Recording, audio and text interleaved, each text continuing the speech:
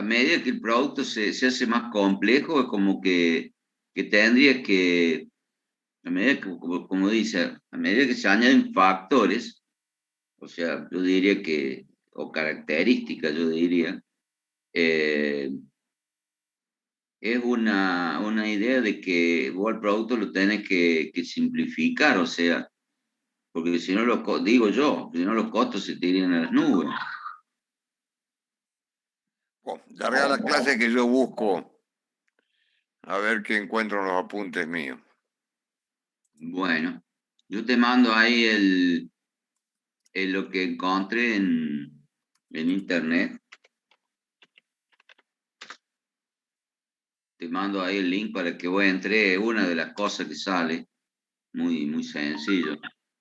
Y hay más cosas que por ahí explican mejor. Acá hay otra, también te la mando.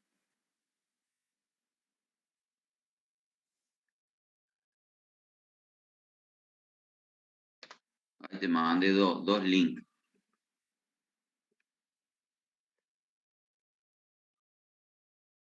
Dice decir el aumento es menor cada vez por eso. Otra manera de llamar este fenómeno es ley de rendimiento marginal y decreciente. Eh,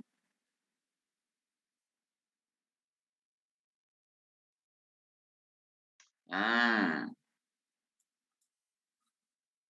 que a medida que se o sea, míralo bien, pero como que a medida que se hace más complejo el producto, o sea, que tiene más factores, hay un menor rendimiento de la producción.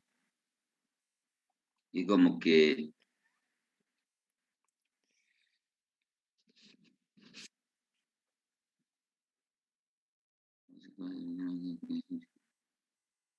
bueno, fíjate. Estoy en eso.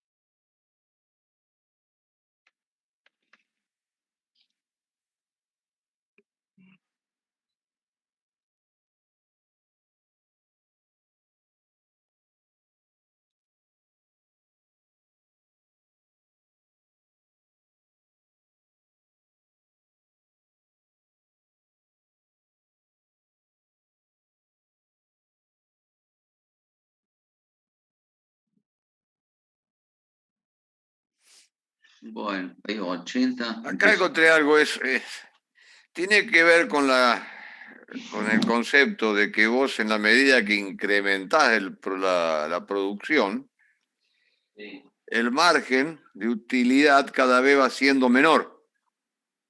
Ajá. Si vos fabricás un producto y le ganás el 40%, suponte, pero cuando pasás a fabricar de 1 a 40.000 ya no le ganás el 40, le ganás el 5% a cada producto unitario. Ajá. A eso se refiere. Pero se refiere que partiendo del mismo producto, Partiendo del mismo producto. o sea, cuando hace 10.000, tenés más margen que cuando hace 40.000. Exacto. Lo cual es lógico y es así en la vida real, es así, ¿no? Ahora no lo alcanzo a digerir. ¿Por qué? ¿Por qué? Por una cuestión supongo que una cuestión comercial, de lucha comercial. Entonces Ujú, vos querés hacer más volumen para tener mejor precio. Y en ujú. definitiva vas a ganar más plata haciendo 40.000 que haciendo 10.000. En el Ah, dinero ahí vas a está. ganar más, Claro, pero por unidad de producto vas a ganar menos. claro. Como el cigarrillo, ¿no? Como el kiosco que vende los cigarrillos. Sí, Gana sí. poco, pero vende mucho. Ujú.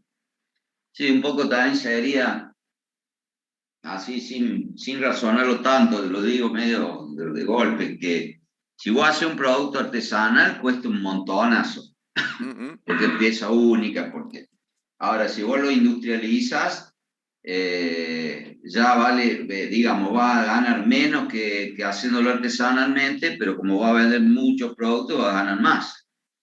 Algo así. Algo así. Y después, una vez que está en producción industrial, no es lo mismo hacer 10.000 que hacer 40.000. Ujú. Que a veces lo que pasa, yo creo que, por ejemplo, las empresas de autos se conforman con hacer 10.000 y cobrarlo muy caro, y porque para hacer 40.000 no le da la producción y tampoco le da el mercado para vender tanto, digo yo. Y entonces con ese margen mayor se quedan, le da el número, le da el resultado. Sí, señor. Largá nomás que ya son las 7:10. Bueno, buenas tardes. ¿Me escuchan todos? Buenas tardes, profe. Buenas tardes.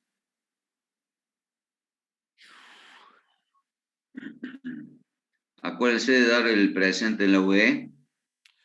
¿Qué? Ya que estamos con el presente, no se me duerman, chicos. Me cayeron 11 mails ayer de chicos que se han olvidado de dar la asistencia. ¿Saben? 3 cursos, 11, 30 más todos los mails. Me impacienta un poco. Yo los ayudo, no tengo problema, pero bueno, también ustedes colaboren, ¿viste? ¿Estamos? No se olviden. Bueno, comenzamos, ¿están todos listos? Perdón, Acá profe. hay la chica que hablan de rendimiento marginal. Sí, se refiere a eso, que lo vieron en economía. Melissa Medina. La asistencia todavía está inhabilitada. ¿Cómo? La asistencia. ¿Qué Acabo de entrar pasa? y todavía sigue como inhabilitada.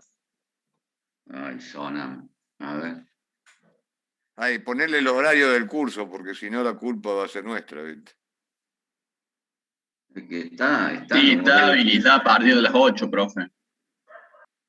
Ah, sí, sí, es un error mío, ya se lo corrijo, ya.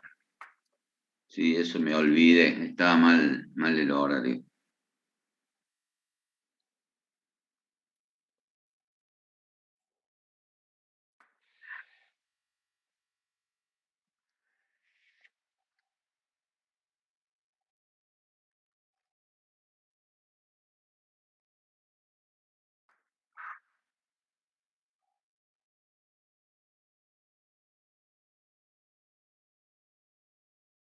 Bueno, ahí debería funcionar.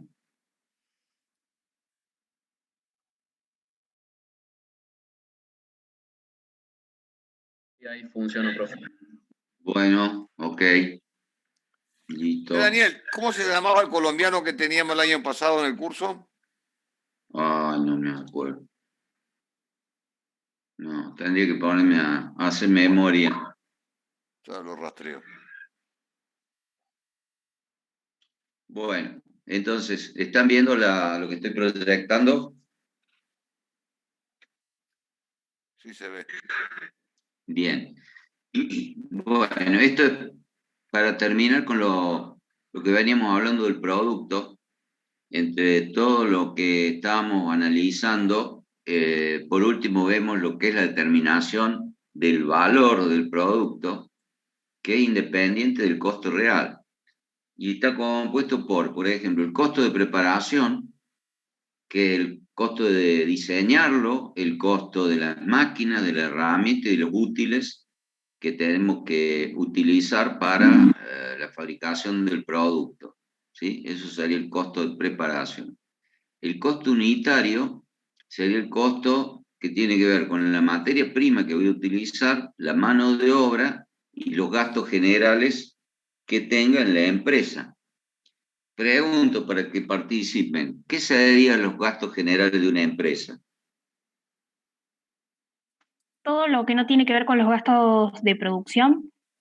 Perfecto. ¿Y qué sería eso? Porque, bien lo dijiste, todo lo que no tiene que ver con ¿cómo dijiste? Repetilo. Con lo de producción, con todos los gastos de lo De que... mano de obra, de Claro, materiales, claro. que impactarían en el, digamos, en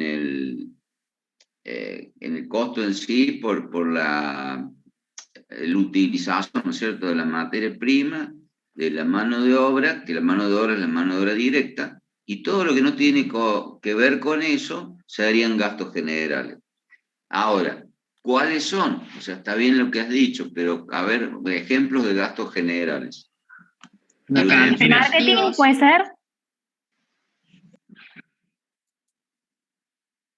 Podría ser marketing, ¿qué dijo ahí? La cantina, o sea, el comedor, los servicios, digamos, para refrigerio de la gente. ¿Qué otro? Los gastos administrativos y financieros. Gastos administrativos, financieros. ¿Y no trabaja nadie en la parte, digamos, que entraría en gastos generales? La mano de obra indirecta. Claro, la mano de obra indirecta. Está bien, el que dijo administración a lo mejor pensó en eso, ¿no? O sea, la parte de los administrativos, o sea, las gerencias, los empleados, digamos, los empleados mensualizados, la gente de calidad, la gente de almacenes, o sea, todo lo que sea indirecto, ¿sí? La guardia, la energía que se usa para las oficinas, aire acondicionado, etcétera, etcétera. Todo esto lo decimos así rápido porque ustedes lo ven con detalle en otras materias, pero estos conceptos los vamos a utilizar en el trabajo práctico cuando al último, a fin de año, tratemos de determinar el precio de un producto que vamos a analizar durante el año, en el trabajo práctico anual, ¿sí? Bueno, por último, el precio de venta por unidad y el número de unidades vendidas, que como está en el recuadro, llamamos beneficio a ese número de unidades vendidas, que como digo siempre, ese producto y lo que yo vendo es la razón de ser de mi empresa, porque si no tengo producto y no lo vendo, la empresa no tiene razón de ser, no va a funcionar. Entonces, haciendo el número de unidades vendidas, que sería el precio de venta menos el costo unitario, menos el costo de preparación, me va a dar lo que se llama beneficio, que va a ser lo que me va a quedar limpio y que va a, además de pagar todos los gastos que insumió, que generó la fabricación, va a permitir que la empresa siga adelante y tenga, digamos, dinero para futuros proyectos o para crecer, digamos, alguna nueva idea, o incluso hasta cuando haya algún accidente, qué sé yo, que se le vuele el techo de la planta o que tenga pérdidas porque viene una época que no se venda, etc. Bien. En la parte de control de todo este tema de producto, podemos decir que esto no es ninguna novedad, un diseño nunca está completo, no es que no esté terminado, sino que es como que siempre se puede hacer algo mejor, ¿no? Y muchas veces el rey, que es el cliente, es el que nos hace ver que un diseño de un producto no es, por ahí, no satisface todas las necesidades del caso, ¿no? También hay otro aspecto que también un diseño se puede modificar o por cambio de tecnología o porque el proceso que yo tengo o por ahí es muy dificultoso para ese nivel de tecnología, de proceso que tenga, llegar a fabricar bien el producto. Entonces por ahí lo termino modificando para adaptarlo a la tecnología que yo dispongo, ¿no? Bien, pocos diseños son enteramente novedosos, o sea, eso también. Es muy difícil encontrar productos que sean nuevos, ¿no es cierto? Casi todo lo que uno ve son reediciones de productos que ya existieron en algún momento. A veces hay como redescubrimiento de ciertos productos que no estaban más en el mercado, no se usaban y de pronto, tal vez adaptándolo a una nueva realidad, pasan a tener vigencia, ¿no es cierto? Pero realmente son pocas las cosas que puedan aparecer que sean totalmente nuevas, ¿no? Después acá tenemos un concepto de ley de rendimiento en disminución, que sería, a ver, Mauricio, explícalo vos, Mauricio, Hay una... te escuchas. Melissa, ¿puede ser? Melissa, ¿me oye?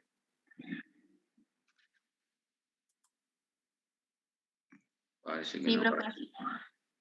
Contalo vos que lo sabés, dale.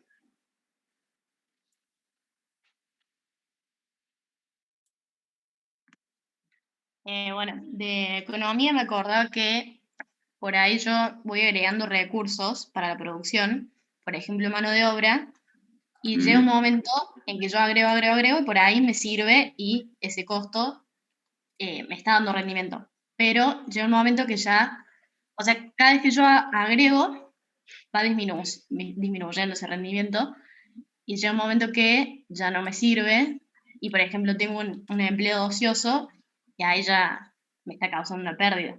Pérdida. O Esa es sea, parte tiene de que la...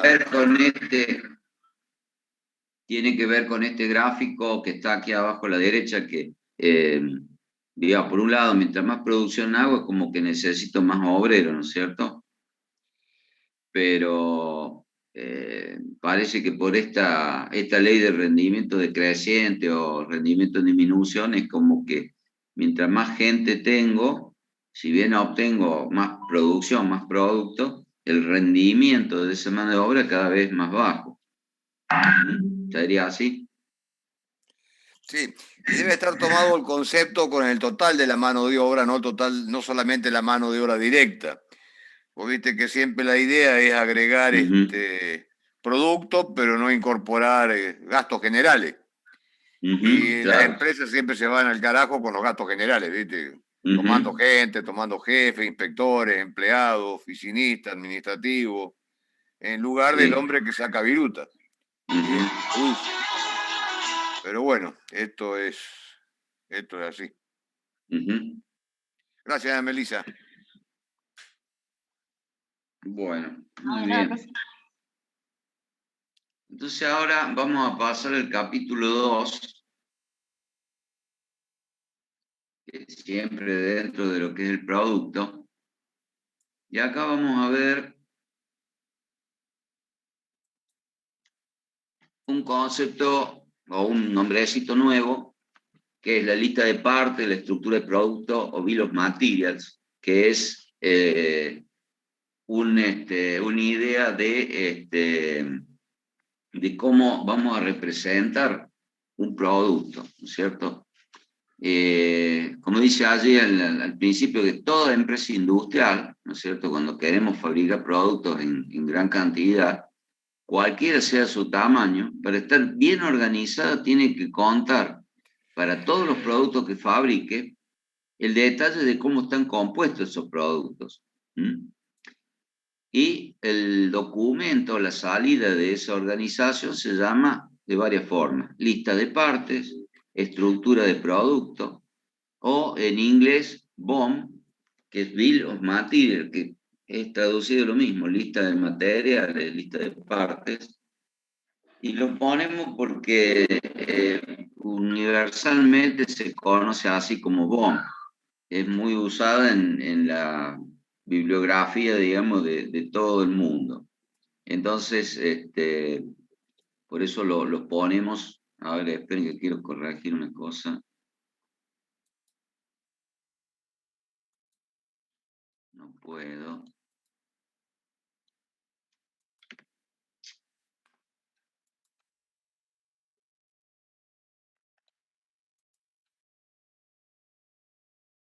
Ahí está.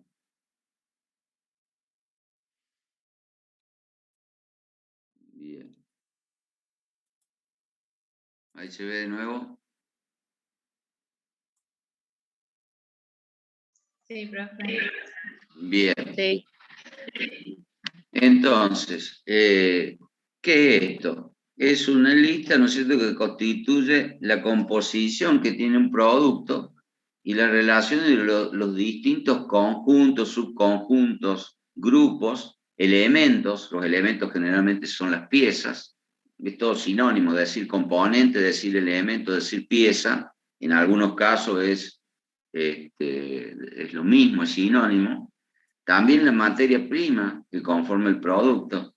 En este caso, cuando hablo de materia prima, es la que yo necesito en el caso de yo fabricar algún componente o pieza que hace parte del producto, pero en vez de comprarla hecha, yo la fabrico. Entonces necesito saber con qué material la tengo que fabricar.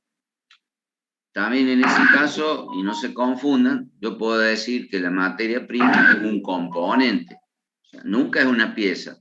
La materia prima es un componente del producto, ¿sí? Entonces, yendo a lo que es en sí la lista de partes, siempre esta lista de partes va a estar como mínimo compuesta por el código que tiene la pieza, que es un número que la identifica, es como el DNI que tenemos nosotros los seres humanos. Cada pieza tiene un código, cada materia prima tiene un código. En definitiva, cada componente del producto debe tener un código único, unívoco, que la represente, ¿sí? Después tiene que haber una denominación de las piezas, componentes, materias primas, lo que corresponda. La cantidad de esos componentes que van por producto, si fuera, qué sé yo, que hablamos de un automóvil, el componente rueda generalmente van a ser 5, porque son 4 que están colocadas para que el auto ruede y una de auxilio. Si fuera el parabrisas, ¿qué cantidad tiene el producto? Un parabrisas, ¿sí? A eso se refiere la cantidad por producto. Y además de la cantidad, debe indicarse la unidad, porque a veces si es una materia prima, no podemos decir que la chapa de acero con que se hace una determinada pieza que yo fabrico, no puedo decir que es una, sino que diré que son tantos kilos o tantos metros cuadrados, ¿sí? O si es un líquido, por ejemplo, si fuera pintura, esa pintura no puedo decir que es una unidad, sino que tengo que decir que son tantos centímetros cúbicos, tantos litros, podría ponerla en peso, decir que medio kilo, pero tiene que estar indicada unívocamente la unidad que represente a ese elemento. Bien, el aspecto es, el dibujo este que está aquí arriba a la derecha, sería un motor a donde se ve la explosión, se dice, o sea, la descomposición en todas sus partes. Y debajo estaría la lista de partes o bill of material que representa a todo ese despiece que estamos viendo arriba. O sea, lo transformamos, digamos, hacia la foto o la realidad, que es este despiece, en un documento que después nos va a servir para seguir trabajando en forma organizada y ordenada. Profe, tengo una duda. Sí, señor. Por ejemplo, que tengan que tener una cantidad de pintura, ¿se compra con un porcentaje de más porque puede sobrar o faltar? Porque no siempre se pinta exactamente igual, por ejemplo. Esa, mira, es una respuesta bastante difícil porque lo que correspondería es poner exactamente lo que vos usás, es lo que va en el producto. Ahora, si tu proceso es deficiente, porque si hay una pérdida o hay esta duda que vos estás teniendo, obviamente vas a perder plata, porque si vos decís que el auto lleva 5 litros de pintura y vos gastas 6, vas a perder plata. Entonces, en ese caso, hay que aplicar el criterio. Si vos sabes que va a insumir 6 litros porque 5 van en el auto y el resto se pierde, y bueno, le pones 6. O sea, estás introduciendo ya ahí una pérdida, pero en realidad al ponerla en la lista de partes, eso después se lo va a cobrar el que compre el producto. ¿Se entiende? ¿Mm? Lo mismo pasa cuando hacemos una pieza de chapa, que le estampamos de un rectángulo, supóngase, de chapa. Cuando yo hago una pieza, siempre hay recortes, hay sobrantes, que obviamente a lo largo de un proceso son muchos kilos de chapa, a veces toneladas de chapa. Y bueno, hay que aplicar el criterio.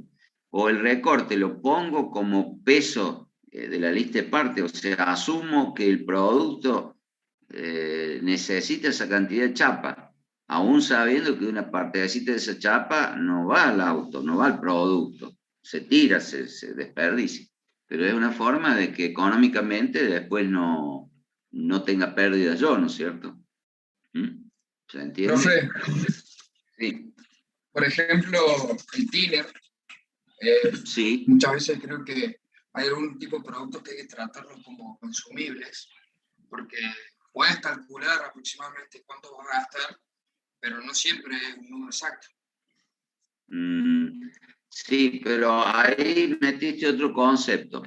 Consumible, eso después lo vamos a ver también más adelante. Lo que estamos viendo ahora son los productos, perdón, las piezas o componentes, materias primas, que van en un producto que yo fabrico y vendo, ¿no es cierto? Los consumibles es un concepto de material indirecto.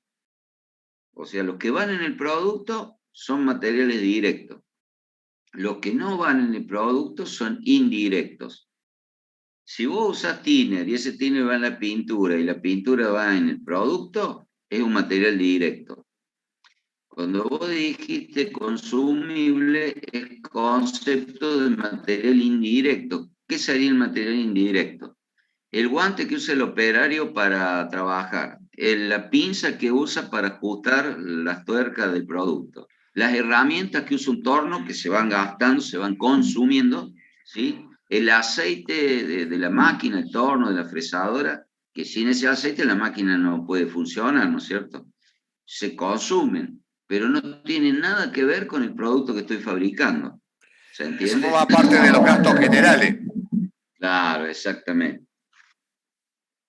Igual, cuando dije aceite, también siempre se confunden. Si yo fabrico una caja de cambio, y obviamente la caja de cambio lleva aceite, esos 3 litros de aceite que lleva el producto caja de cambio no es un consumible, es parte del producto. Como el aluminio que usé para la carcasa, como el acero que usé para los ejes y engranajes, ¿sí? Entonces, el que es consumible no va en ninguna lista de partes, va en gastos generales, ¿sí? En cambio, el material directo, que es el que se va, es fácil darse cuenta porque es el que se va con el producto, el que está con el producto que yo fabrico, ese elemento yo lo manejo a través de la lista de partes. Cuando lo tenga que comprar, cuando lo tenga que gestionar, cuando tenga que rechazarlo, o sea, todo se maneja en función de la lista de partes. No sé si se entiende la idea o alguien quedó con duda.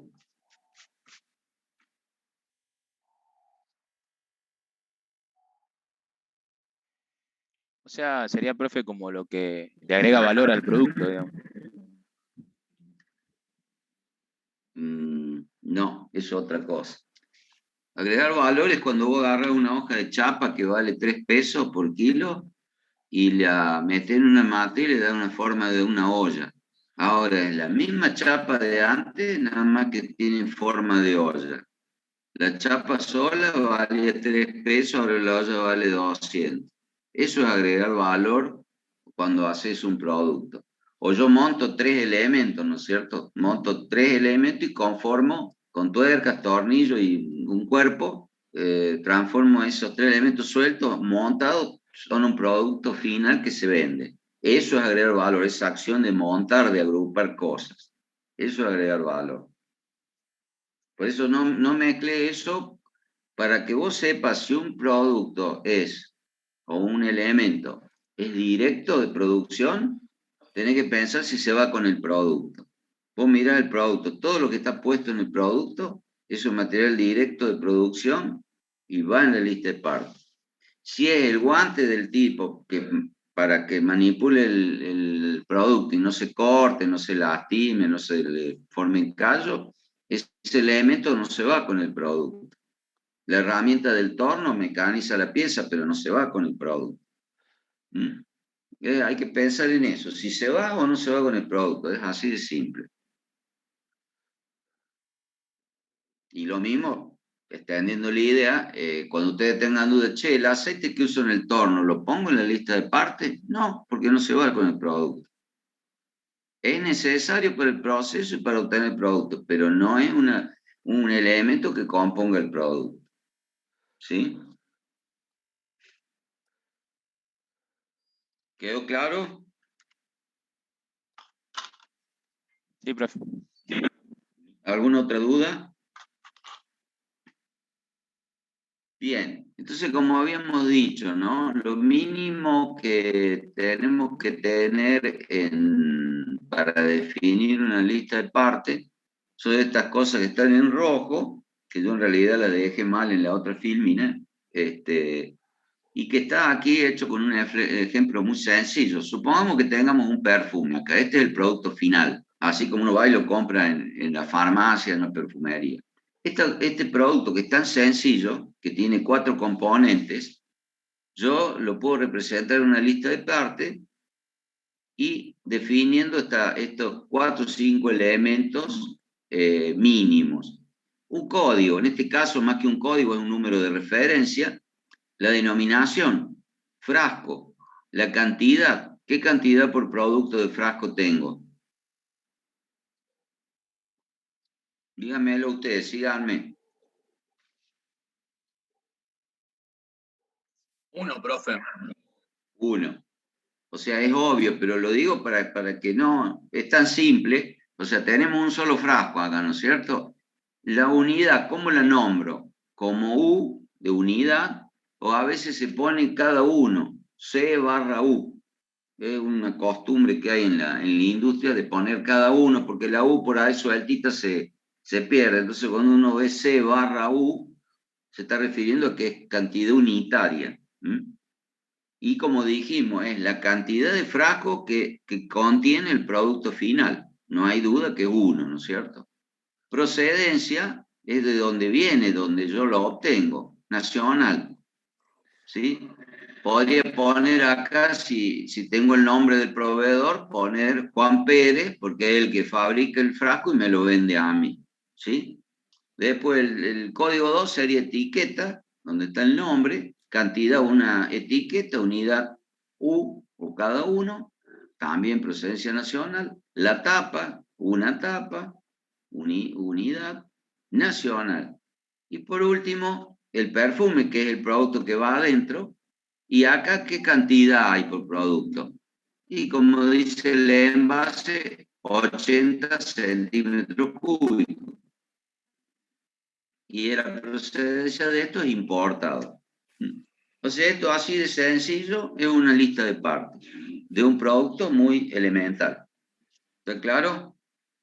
Ahora imagínense, cuando hablamos de un automóvil que puede tener 5 o 6 mil piezas, también va a tener una lista de partes, exactamente igual que esta, nada más que un poquito más larga.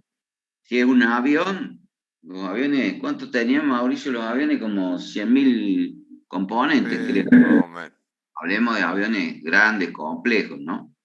Y lo mismo tiene una lista de partes, igual que esta, un poquito más larga también. Después, hay algunos otros datos que es deseable que se pongan, es deseable definirlos a la hora de hacer una lista de partes, como son la letra de cambio o FUM. FUM es la abreviación de fecha de última modificación. ¿Ustedes conocen, han manejado, han usado alguna vez lo que es la fecha de última modificación?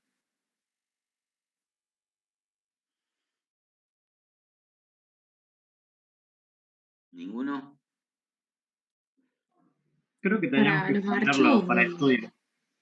¿Cómo? puede ser para los archivos, por ejemplo, del Excel o, no sé, algún Drive que hayamos usado, revisamos siempre la fecha de última modificación. Exacto, como vos dijiste, una aplicación, pero el concepto de letra de cambio, fecha de última modificación, se aplica a cualquier tipo de documento y es muy usado en ingeniería para planos, para listas de partes, hoy en día para los archivos. ¿Y qué significa o qué utilidad tiene?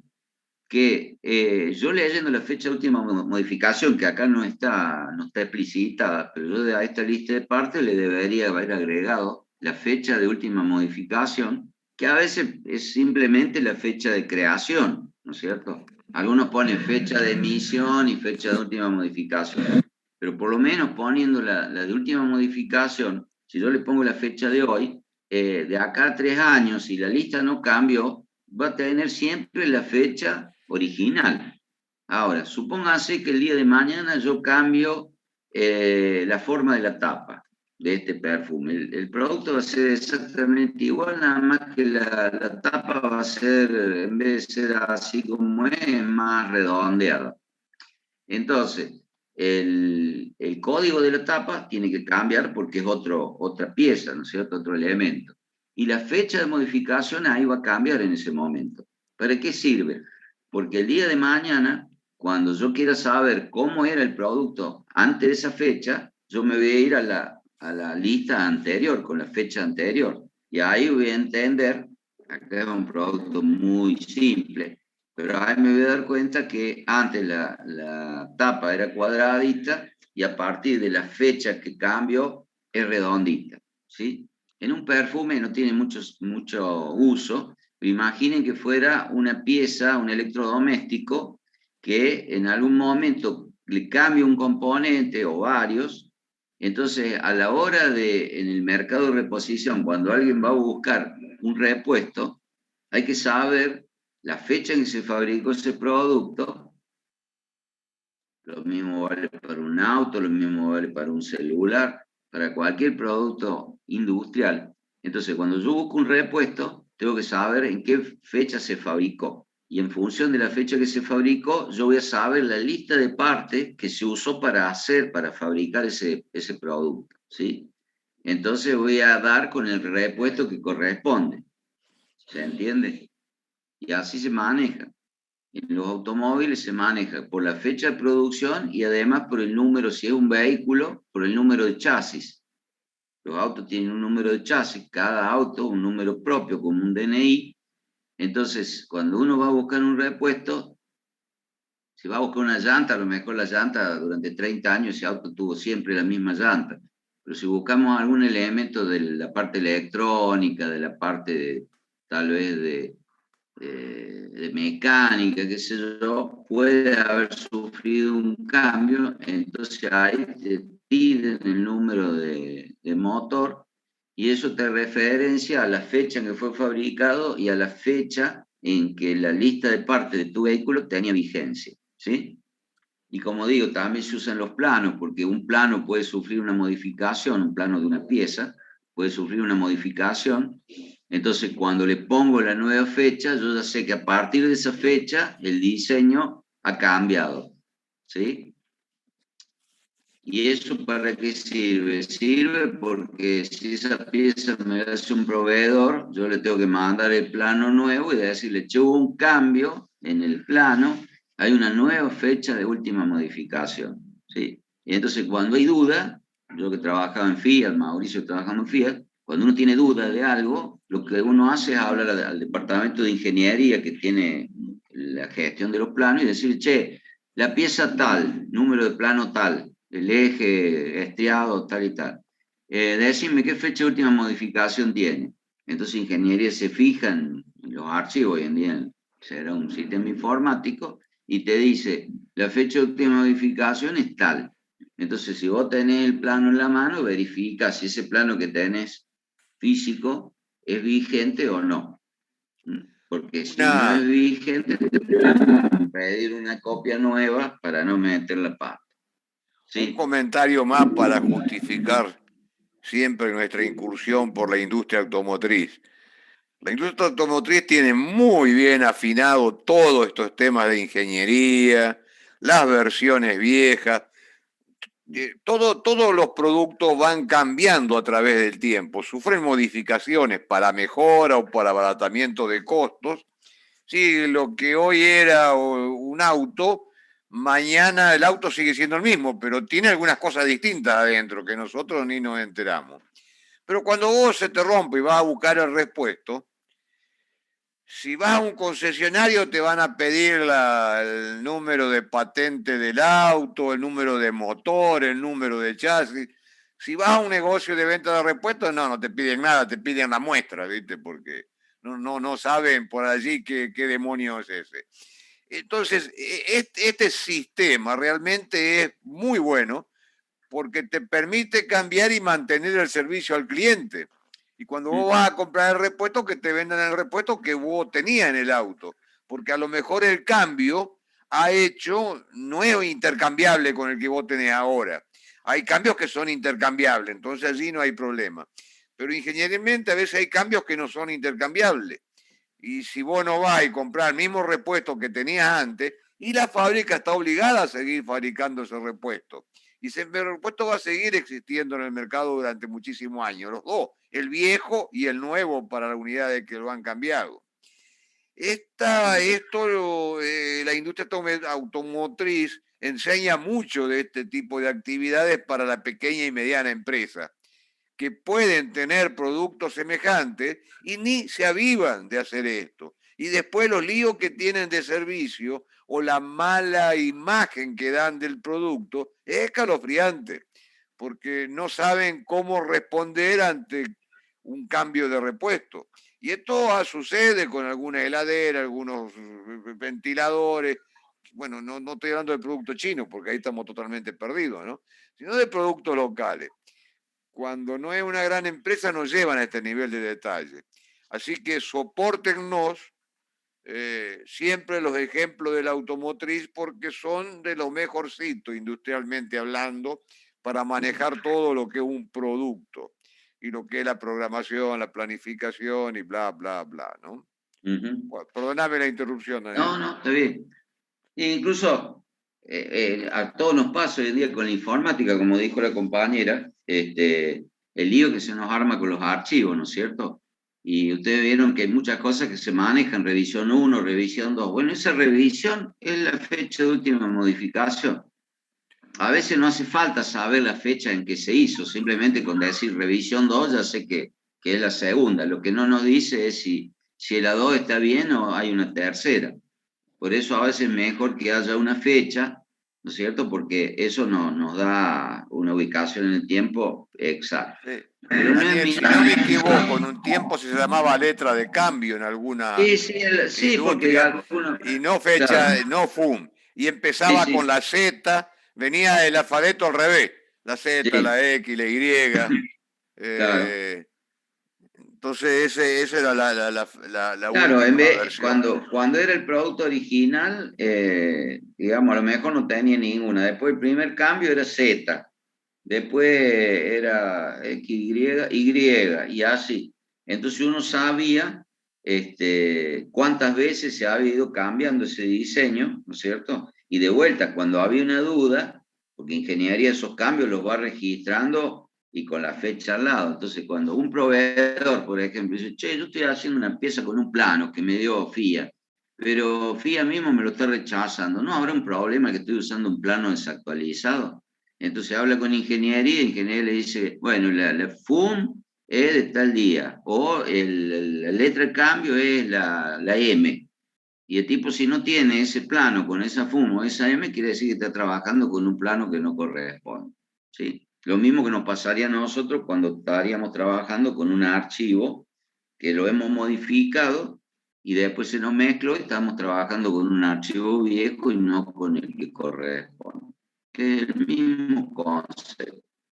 Pero como dice Mauricio, en la fábrica metalmecánica, en la automotriz y en las buenas fábricas de cualquier otro producto, todo eso tiene que estar muy bien manejado, la actualización de la documentación por parte de ingeniería. Pero sabemos que hay muchas pymes que esto no, casi que ni lo conocen, ¿no? ni se imaginan cómo manejar esta información, ¿no? ¿Por qué? Porque se hace más informalmente. Pero hay los líos que vienen. Bien. Acá, esto es muy importante, y es casi el diamante de la materia porque lo vamos a usar todo el año, ¿no es cierto? Se dice que la lista de parte, el plan maestro de producción y el stock físico es la tríada, o sea, son las tres patas, los tres componentes de lo que es después lo que se llama el MRP, que del inglés Material Requirement Planning, y traducido al castellano es planificación de requerimientos de material, es el nudo, digamos, de nuestra materia, ¿no es cierto? Porque esos tres componentes nos permiten después gestionar todos los materiales que necesitamos para producir un producto, y además en algunas empresas MRP es un software que nos permite trabajar, al cual hay que cargarle los datos, cargarle las listas de partes, cargarle el stock, y ahí vamos a cargar el plan de producción que nosotros definamos. Y en definitiva, ese software, en forma automática, nos va a decir qué debemos comprar o qué debemos producir, cuánto debemos comprar o cuánto debemos producir, y cuándo debemos comprar y cuándo debemos producir. O sea que estas tres cosas, que repito, las vamos a ver después con mayor detalle a lo largo del año y lo vamos a utilizar, son la base de la planificación y control de la producción. ¿Mm? Bien.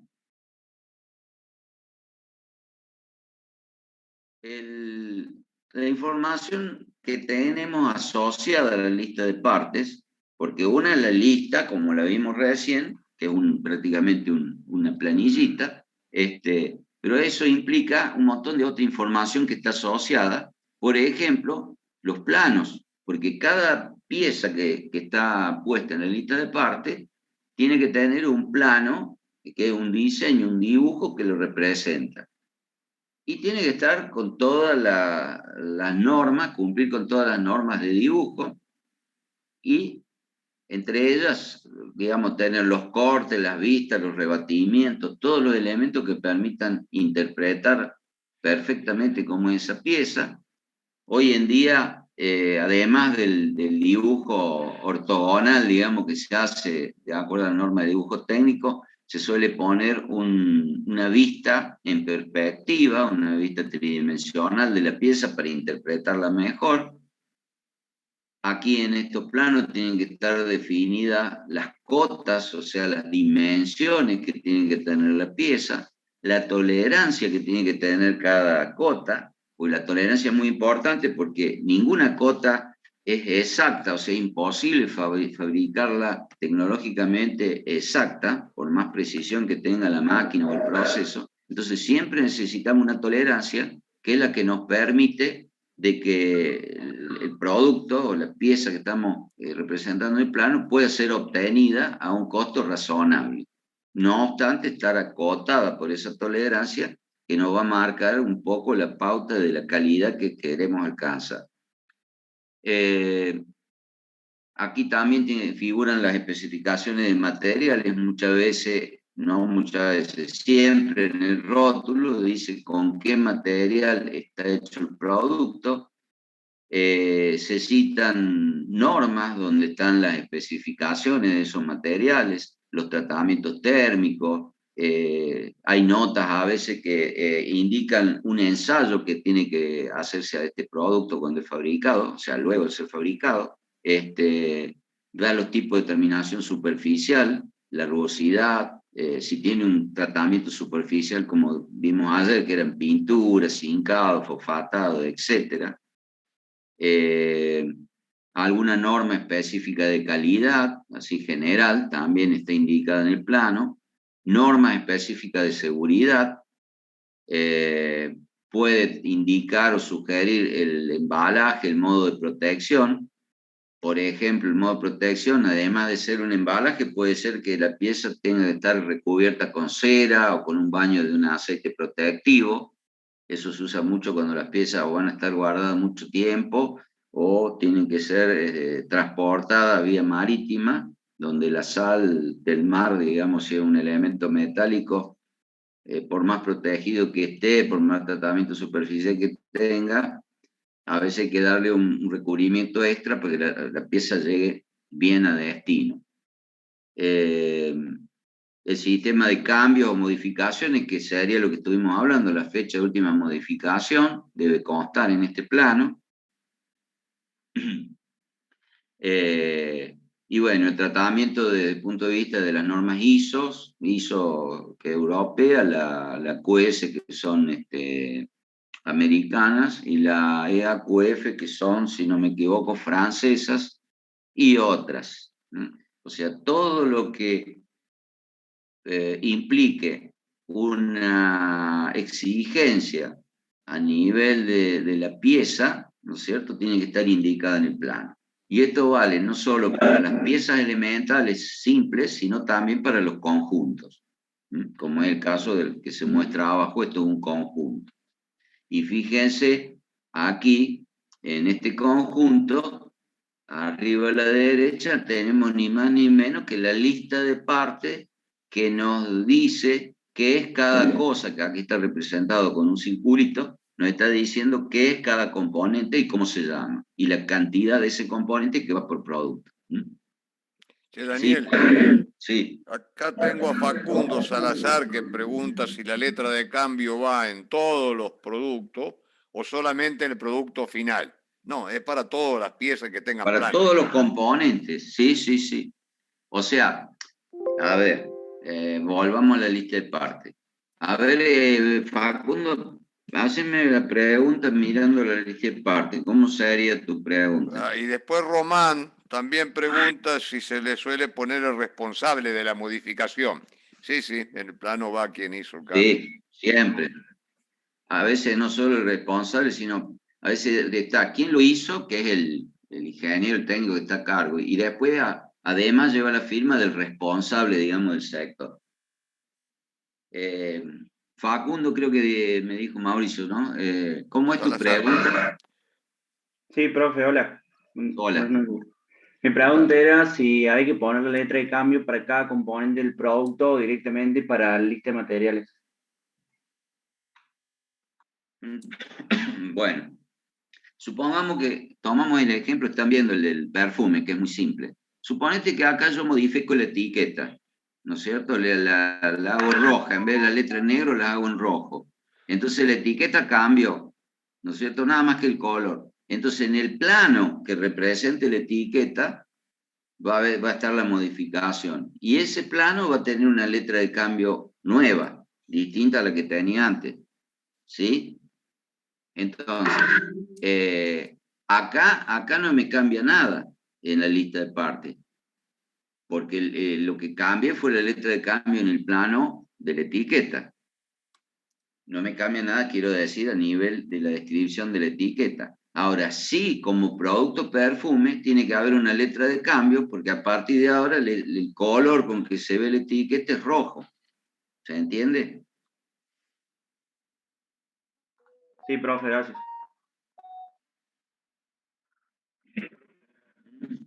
Y otra, porque es muy buena la pregunta, porque muchas veces cuando ustedes después esto hacen un trabajo práctico, o en el trabajo práctico, le ponen fecha de última modificación al lado de cada ítem, de cada componente. Y no, la fecha de última modificación, cuando uno está viendo el documento, lista de partes, es una sola fecha de modificación, que puede haber cambiado a razón que cambió un componente, o puede haber cambiado n componentes. Pero en el documento de lista de partes va solamente la fecha de modificación general que engloba a todos los elementos que la componen, ¿sí?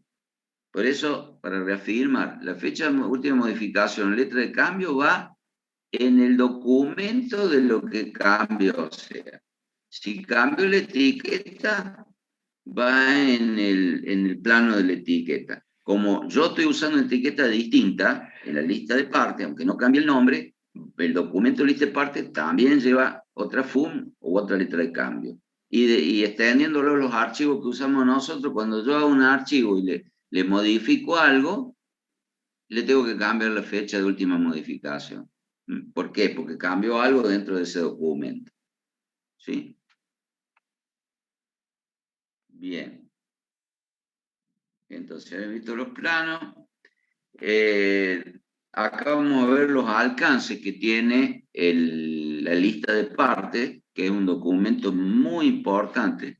En la calidad, en el aspecto de calidad, asegura la identificación y la utilización de lo definido. ¿Por qué? ¿Quién hace esta lista de partes? Cuando hablábamos de las etapas para llegar desde la idea a un producto, ¿cuándo y quién hace la lista de partes?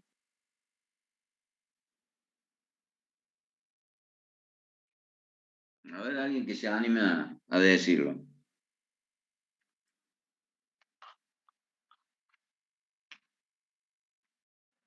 En ingeniería de producto. Perfecto. Ingeniería de producto. ¿Se acuerda que decíamos que cuando el prototipo estaba listo, aprobado, y ya sabíamos que el producto iba a ser así, se desarmaba todo ese producto, tal cual como la explosión que vimos recién del motor. O sea, este motor, después que se aprobó el prototipo, se desarma todo, se ve cada uno de los componentes, y cada componente tiene que tener su código, se le hace el plano, si no lo tiene, y se incluye ese elemento en la lista de partes, ¿sí? Y con la cantidad que participe. Hay cosas que son únicas, como el bloque de motor, como el volante motor, como el múltiple de escape, todas estas piezas que se señalan. Ahora, cuando hablo de un tornillo, a lo mejor van 20 tornillos, entonces irá la descripción, el código del tornillo, cantidad 20 unidades. Y eso lo hace la ingeniería de producto. Bien. Entonces, cuando, como recién decíamos, desde el punto de vista de calidad, asegura la identificación, porque cada pieza tiene un código, tiene un nombre, y además asegura que se utilice lo que se definió. Lo que definió ingeniería de producto, cuando pasan 10 años, ese producto lo hace producción, lo puede hacer un proveedor. Entonces tenemos que tener esa lista de partes vigente y siempre en uso para saber que estamos usando lo que realmente se definió.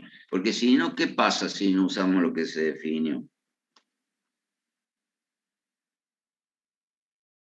¿Qué problema pasa si no uso la lista de partes y no le doy bolilla? ¿La pieza salga defectuosa? Claro, se desvirtúa el producto. ¿Qué es lo que pasa a veces en las empresas, como decía Mauricio, las que no son tan grandes, tan organizadas? Tarde o temprano el producto se empieza a desvirtuar. Por eso hablamos de calidad. Se empieza a desvirtuar, empiezan a usar cualquier componente, ¿no es cierto? Porque a veces simplemente ni siquiera han definido una lista de partes. Aparte, en una empresa industrial grande que hace muchos productos, tiene que tener claro cada producto qué lista de partes está definida, ¿no es cierto? Para no hacer mezcla. Bien, desde el punto de vista de los costos, define un estándar. ¿Por qué? Porque al estar perfectamente definido el producto, el costo es el que tiene cada uno de los componentes de esa lista de partes y no otro. Desde el punto de vista de la planificación y control de producción, el nombre de nuestra materia, es una fuente de datos para la compra y la producción. ¿Se acuerdan recién que yo dije acá qué comprar, qué fabricar, cuánto comprar, cuánto fabricar, cuándo comprar? Bueno, eso viene en parte de la lista de partes. La otra parte viene del programa, ¿no es cierto? Que es el plan maestro, el programa de producción que yo haga. Pero la lista de partes, si no la tengo, no puedo manejar, no puedo gestionar los materiales. Y desde el punto de vista de manufactura, es una fuente de datos para definir el proceso. Y pregunto, ¿quién es el que define el proceso? Que venía después que hayamos definido el producto. ¿Qué ingeniería es la que se encarga de la definición del proceso de fabricación? Ingeniería de procesos. Ingeniería de procesos. Es fácil, el nombre te lo dice, pero te das cuenta, vos teniendo bien claro cómo se compone el producto, después ingeniería de proceso, toma ese producto y la parte del producto que se fabrique, porque hay partes que se compran afuera. Entonces, lo que solamente se va a fabricar internamente, ingeniería de proceso, analiza ese producto, analiza el plano y empieza a definir el proceso. Dice, bueno, este eje Primero lo torneo, después lo agujereo, después lo freso, después lo rectifico, después le hago un tratamiento térmico. Todo eso tiene que estar en consonancia con lo que pide el plano de ese eje que se definió que va a ser fabricado internamente. Lo que es comprado, no, eso se compra afuera en un proveedor, no pasa por manufactura. O sea, vean todos los alcances, la implicancia que tiene la lista de partes. Yo ahora le voy a hacer, vamos a hacer entre todos si lo encuentro, un pequeño ejercicio.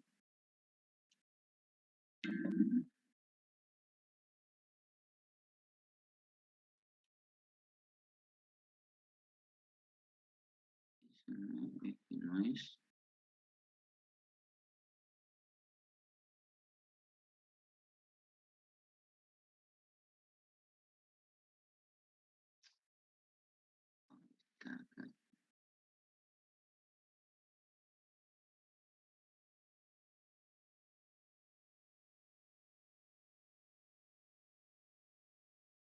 Compartir.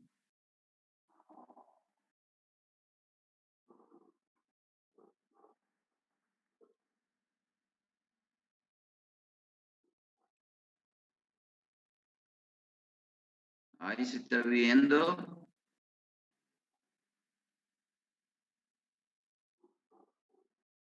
Sí, profe. ¿Están viendo un ventilador? ¿Se Sí, ve ahí? profe. Bien. Vamos a hacer un ventilador. Esto lo hacemos siempre cuando estamos en el aula porque lo tenemos arriba de la cabeza, el ventilador, y es un producto industrial y es un buen ejemplo para que armemos una lista de partes entre todos. Primero vamos a darle el nombre. Lista de partes, 2 puntos. ¿Qué nombre le daríamos a este producto?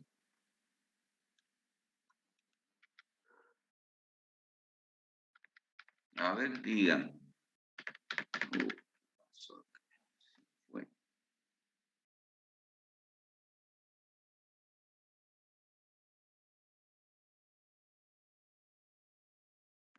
Y es El un ventilador de ventilador y el techo. modelo. ¿Cómo?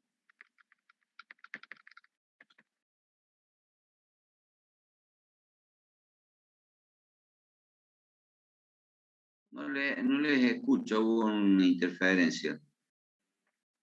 Ventilador de techo, profe. Ventilador de techo, bueno. Espérate que se me desacomodó acá. Esto de hacer las cosas online tiene estos peligros. Bueno, entonces vamos a poner, espero que vean ustedes.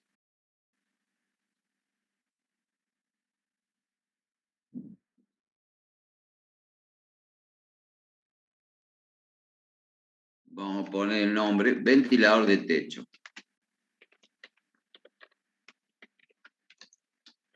Ahora les pregunto, pero a ver algún varón, están todos mudos.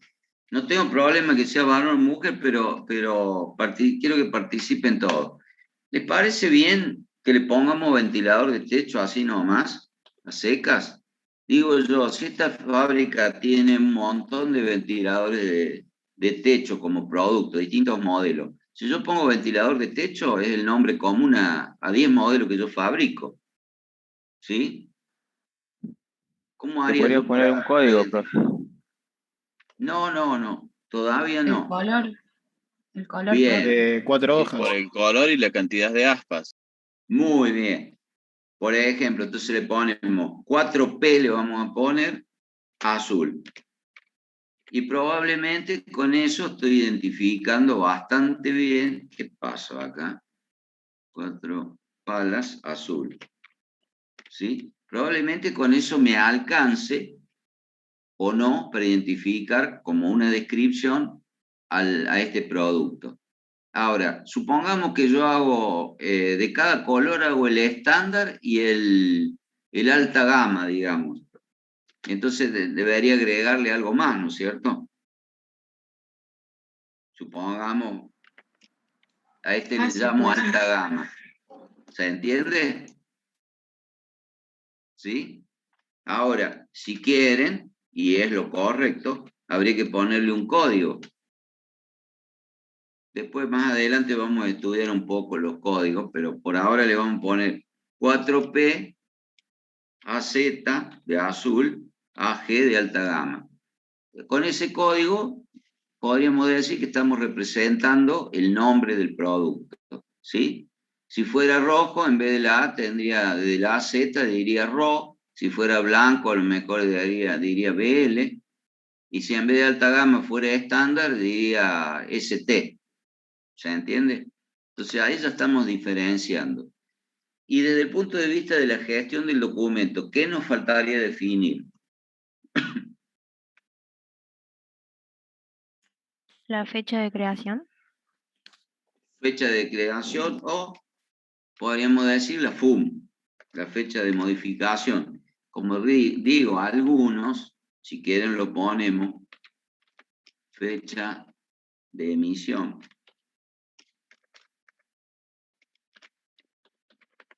Fecha de emisión, le vamos a poner hoy, 30 del 3 del 21. Y la FUM, en realidad no hay, pero vamos a forzar el ejemplo, sería la misma. Entendiendo que el día que cambie algo de esta lista, esa FUM va a cambiar. ¿Sí? ¿Están de acuerdo? Supongamos que dentro de 2 años cambia algún componente del ventilador, entonces la FUM va a pasar a ser la del día que se produjo ese cambio. Mientras no se produzca ese cambio, la FUM va a ser esta. Ahora, cuando se produzca ese cambio, yo ya voy a saber que hubo una fecha original, que en este caso va a coincidir con la de la emisión, y hasta el momento en que se produjo ese cambio, el ventilador tuvo una configuración. Y a partir de la nueva FUM, hubo algo que cambió. Y me sirve para la organización interna. Por ahí eso implica, ¿qué implicaría si un producto, un elemento que yo compro a la hora de que ese elemento cambie por otro? ¿Qué implicaría?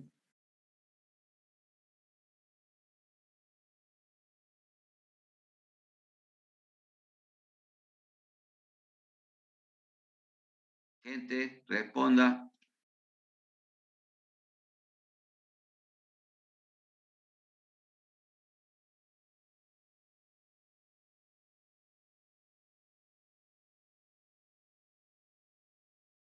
¿Me están escuchando?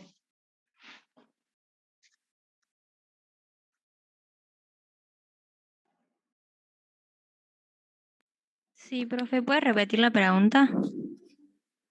Digo, a la hora de que haya un cambio de FUM, ¿no es cierto? Supongamos que nos vamos al futuro y ahora la FUM va a ser el 10 del 8 del 22. Suponemos que ya pasó el tiempo y ahora la FUM cambió. ¿Por qué? Porque cambió un componente, ¿no es cierto? El ventilador sigue siendo el mismo de techo, azul, de alta gama, pero cambió, no sé, la perilla de comando. Digo yo, esa pieza, si yo la compro a un proveedor, ¿qué va a implicar el cambio de ese elemento? Por lo tanto, el cambio de la FUM, el cambio de la lista de partes. ¿Qué va a implicar desde el punto de vista de las compras?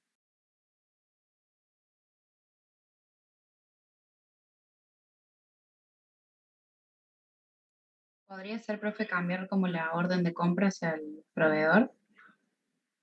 Claro, no solo la orden de compra, sino que yo le tengo que mandar al proveedor el plano de la pieza nueva.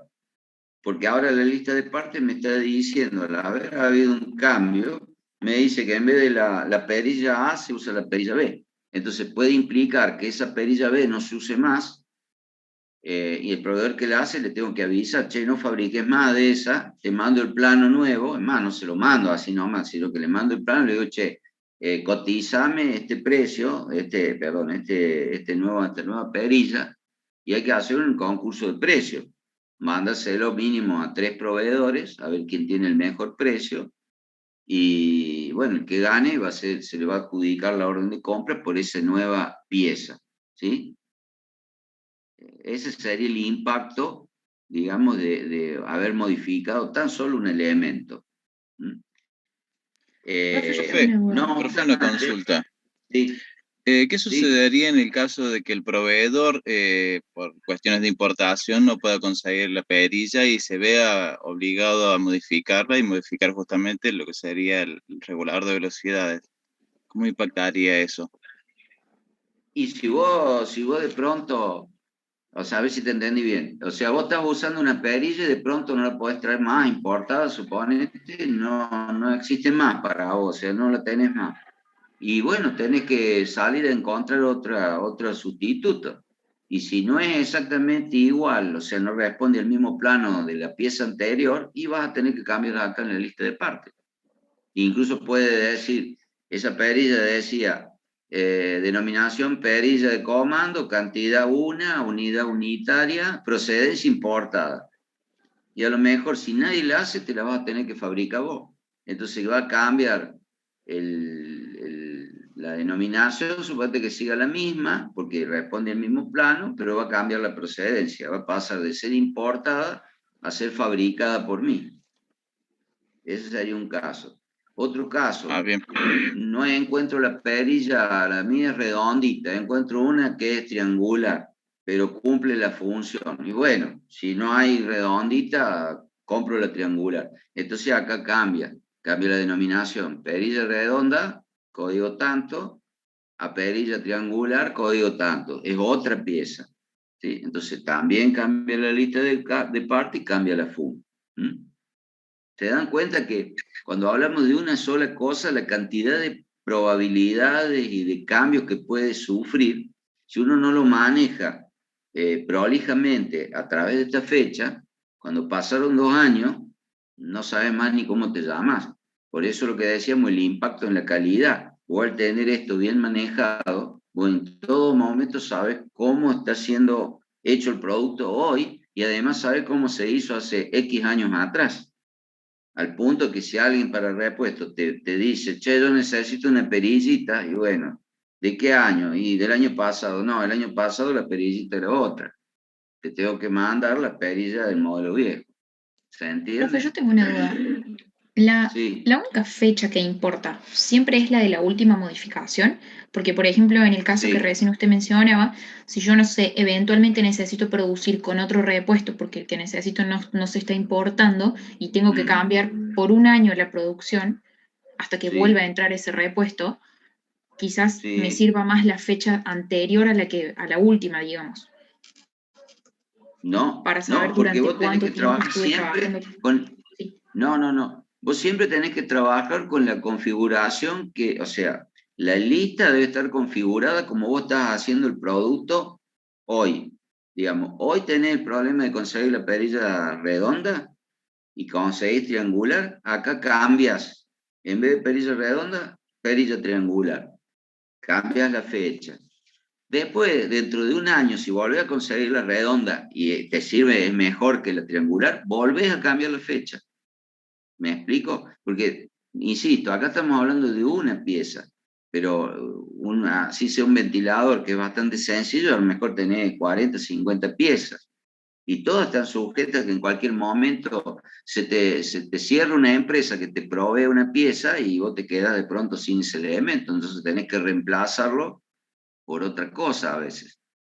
Y lo manejas así como digo, porque vos mandas a Brasil durante todo este año, a partir de la fecha última de modificación, mandas a Brasil miles de ventiladores y lo mandas con la perilla triangular. Si vos no lo dejaste registrado con una fecha, cuando Brasil te diga, mándame repuestos de esos ventiladores, y vos tenés que saber, en la época que vos lo fabricaste, cómo estaba diseñada la lista de partes. ¿Me entiendes? Y si te habla un cliente que compró hace 2 años, vos tenés que saber cómo estaba hecho el producto hace 2 años, ¿sí? O sea que eso es un control, pero es como cuando vos cambias digamos, haces un archivo, yo hago un PowerPoint de una clase, le modifico un par de cosas y yo le pongo, automáticamente la computadora le pone la última fecha de actualización o de modificación. Pero es así porque así uno sabe cuándo fue hecho el cambio que se efectuó. Si no, uno se pierde. Imagínate que vos busqué un archivo que yo modifico de un PowerPoint de este año y me queda una fecha del año 18. Yo cuando lo busco nunca lo voy a buscar como año 18. ¿Se entiende? Bien. Bueno, armemos ahora, mirando el dibujo, si tuviéramos en el aula miraríamos el ventilador arriba de la cabeza, pero miremos el dibujo. Díganme ustedes, ¿qué pongo primero acá para armar la lista de partes? Miren los elementos que componen el ventilador. Y primero pondría el motor. Como vos quieras. ¿Están de acuerdo? Si nadie dice nada, ponemos el motor. Por supuesto, acá lo vamos a hacer muy simple, pero debería decir motor de 150 vatios, qué sé yo, triple bobinado, o sea, alguna característica que sea propia e invariable de ese motor, pero para los fines didácticos, motor.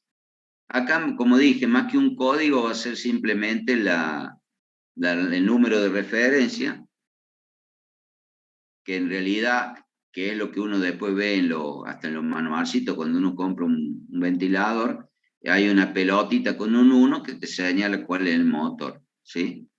Y además el dibujo generalmente está despiezado, está la explosión, ¿no es cierto? Pero ahora, por ahora, lo vamos a hacer para fines didácticos solamente mirando hacia el producto de la figura como si lo viéramos en la realidad. Bueno, entonces, ¿qué va? ¿Qué cantidad? 1. 1. Unidad de medida. Es metro, kilo, papa, unidades. Unidades. Unidades. Y procedencia. Yo esto en una fábrica normalmente si yo armo ventiladores yo no fabrico el ventilador, el motor. Entonces, ¿cuál será la procedencia? La empresa a la que le compras. ¿El nombre del proveedor? El nombre del proveedor. O ponemos, en este caso, como no lo tenemos, vamos a poner nacional, suponete. O podría ser China, si es importado. Pongamos China porque yo creo que no quedó ninguna fábrica de motores acá, desgraciadamente. Bien. O sea, ya tenemos un elemento. ¿Qué más? ¿Qué otra cosa ponemos?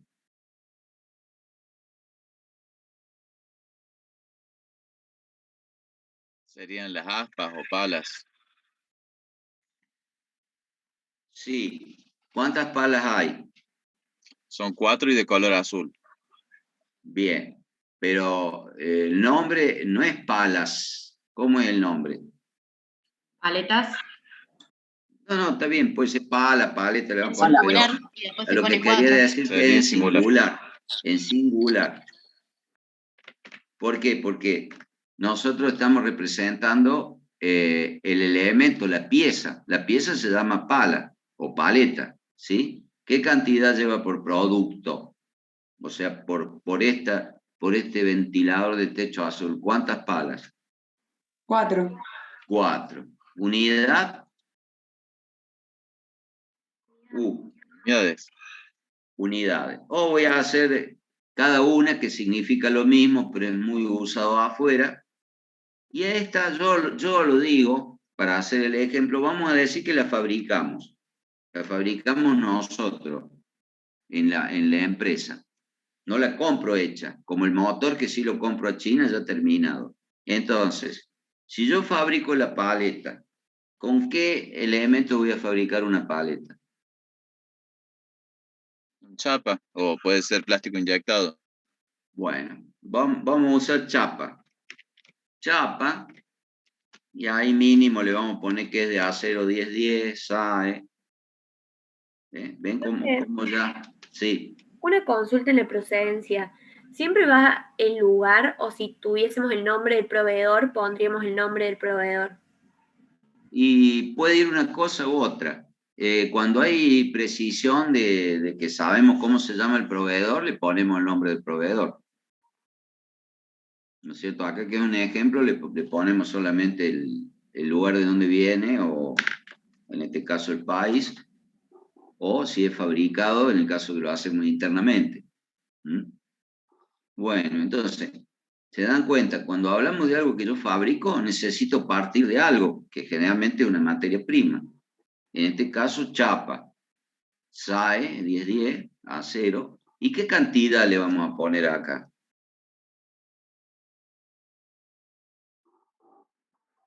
¿Es la cantidad de kilos que hagan falta para hacer esas aspas?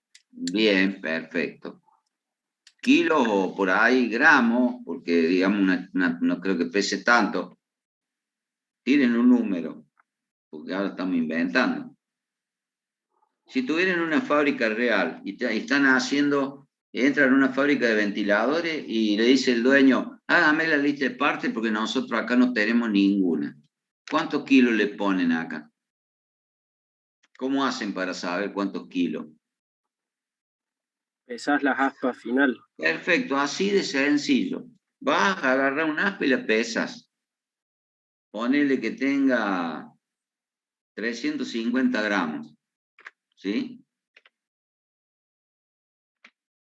En realidad gramo es con G, ¿no? Gramo. ¿Por qué no kilos? También podría haber sido kilos, pero es 0,3, o sea, una unidad que dé, no le voy a poner tonelada, porque va a ser 0,00, o sea, una unidad que me permita tener un número ahí fácil y que en la cabecita, si a mí me dicen 0,0035 de tonelada, no me doy cuenta. Ahora, si pongo 350 gramos, lo comparo con lo que pesa un kilo de azúcar y me doy cuenta, ¿no es cierto?, cuánto material estoy usando. Ahora, Profe, acá, sí. ¿pero ahí estaría poniendo 2 veces la misma pieza? ¿Por qué? ¿Y por qué estás poniendo las A ver. paletas de lo que está hecho la paleta? Bueno, pero son dos cosas distintas. Acá dijimos que lo que nosotros ponemos son los componentes, ¿no es cierto? Un componente es la pieza, pero a su vez otro componente es el acero que necesito para hacer esta pieza. ¿Sí? Y acá en realidad, en vez de 350 gramos, tendría que ir la cantidad de gramos de una paleta multiplicada por 4. ¿Sí? Serían 350 y 350 son 700 por 2, serían 1000. Ve acá, 1400 gramos o 1,4 kilogramos. ¿Se entiende? ¿Y esto qué va a ser el origen o la procedencia?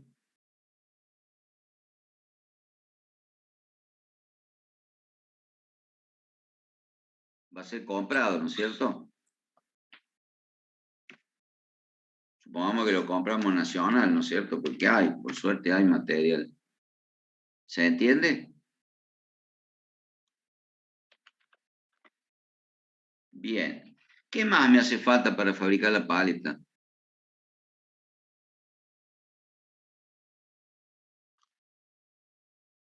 La pintura. Muy bien, pintura. Pintura azul, que en el caso real, después esa pintura tiene el 4, que ahora es un código como si fuera una referencia, va a tener un código que representa esa pintura azul. Hasta puedo usar el código, qué sé yo, si uso pintura alba, a lo mejor para alba el azul es el 314, un número de código de alba. Entonces adopto el número de código de pintura azul de alba, ¿sí? ¿Y cuánto, qué cantidad? ¿Cómo determino la cantidad de pintura?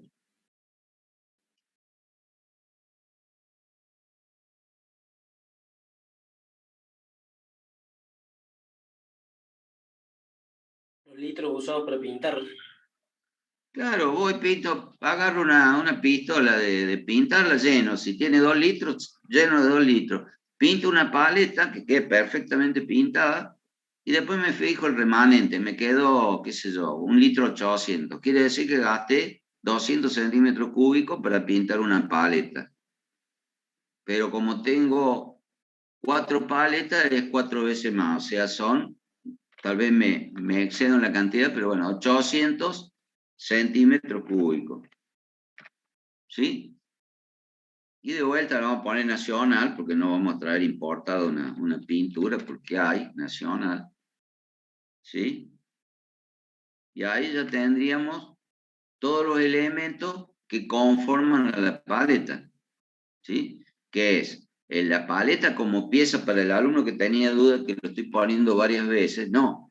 En la lista de partes figura la paleta, que es lo que yo fabrico, que es la pieza ya lista, y figuran las materias primas que yo necesito para fabricar o conformar una paleta. ¿Sí? ¿Y cómo funciona esto?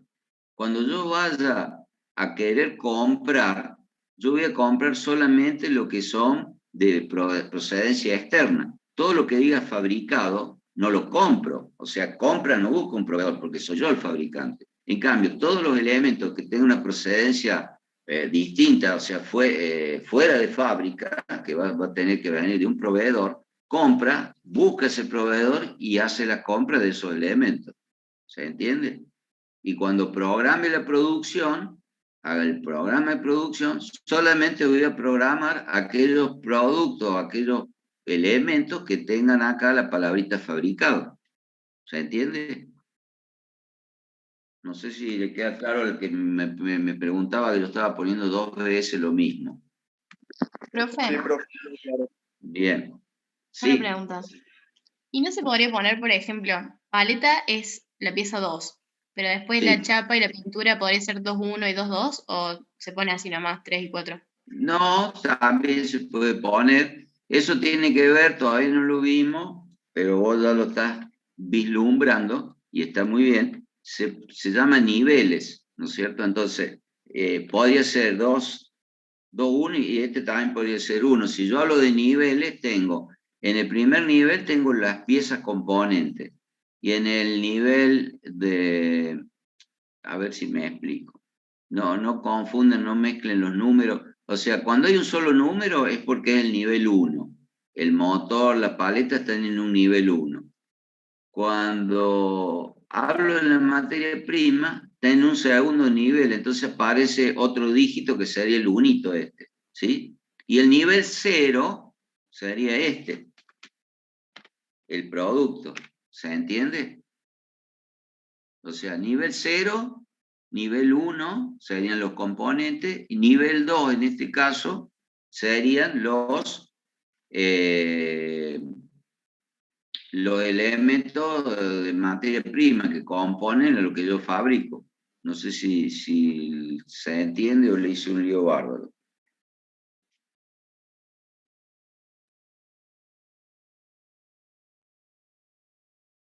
¿Se entendió?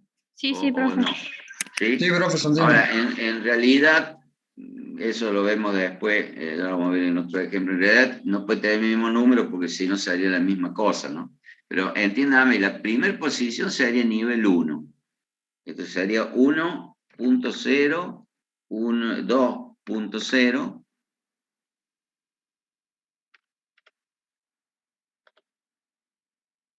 Y este sería, o sea, el 2.0, el que no tiene nada, ningún otro número, es nivel 1, pero es el componente 2 que es la paleta. Este significa que es nivel 1 el componente 1 que es el motor. Acá sería que hay un segundo nivel que está debajo, como está aquí, debajo del elemento que es la pieza ya terminada, que estaría la materia prima, sería en el segundo nivel estaría el componente 1, sería la chapa, y el componente 2 sería la pintura azul. Daniel. Perteneciente al nivel 1, que se pone un 2 porque pertenece a la paleta. Sí. Ya tenemos que irnos a mecánica. Ah, cierto, sí, sí. La semana que viene continuamos. Bueno, continuamos con él. Vayan pensando las dudas y lo vamos a retomar al ejemplo y lo vamos a terminar.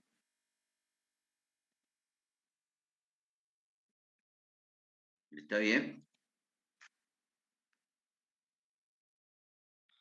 Bárbaro. Bueno. Nos vemos la semana que viene. Nos vemos. Chau, chicos. Chao, Nos vemos. buenas noches. Nos vemos. Hasta luego.